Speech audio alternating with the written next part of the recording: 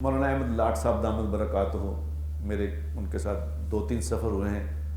میں کئی اجتماعات ان کے ساتھ گیا ہوں. ہندوستان کے بزرگ ہیں, بہت بڑے آدمی ہیں, سچ مچ کے انسان ہیں وہ, سچ مچ کے. جو میں کہتا ہوں سچ مچ کا بزرگ, وہ سچ مچ کے بزرگ ہیں, بنے ہوئے بزرگ نہیں. وہ ہیں اللہ نے بنایا ان کو, جن کے پیرے پچھلے پورے 70 سال اللہ کے نام پہ گزر گئے ہیں. 70 سال سے دین کا ہی کام کیا ہے اور کوئی کام کیا ہی نہیں. پوری دنیا میں ایک اللہ نے ان کی آواز رہی. عالم بھی ہیں, مفتی بھی ہیں, بتاتے نہیں لیکن بہت بڑے آدمی ہیں. میں نے ان کے ساتھ مہینہ 1.5 مہینہ رہا ہوں. کہتے ہیں سفر میں پتہ چلتا ہے انسان کے سفر میں کیا ہے.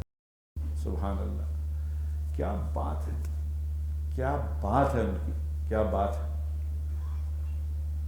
میں نے ان کو دیکھا قریب سے, مجھے ان کے ساتھ بیٹھنے کا, کھانے کا شرف حاصل ہوا. انہوں نے ایک وظیفہ بتایا ابھی رائے منڈ کے اجتماع پہ, وہ 7 آیتیں پڑھ لو.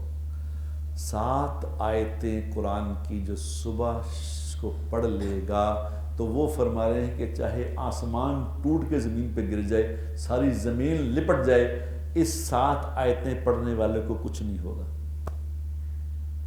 7 آیتیں پڑھنے والے, اب وہ 7 چھوٹی سی آیتیں ہیں, صبح شام پڑھ لو, کیا مصیبت ہے. جو مرضی قیامت آ جائے اس کو کچھ نہیں ہوگا.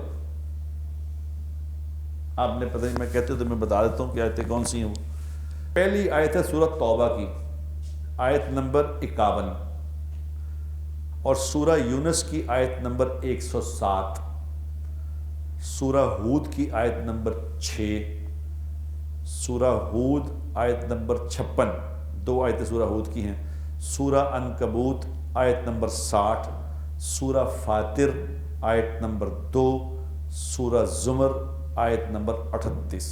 آیتوں کے نمبر بتا دی ہیں. یہ نمبروں سے 7 چھوٹی چھوٹی آیتیں ہیں, چھوٹی چھوٹی. یہ اگر صبح شام آدمی پڑھ لے تو کیا مصیبت ہے بتاؤ.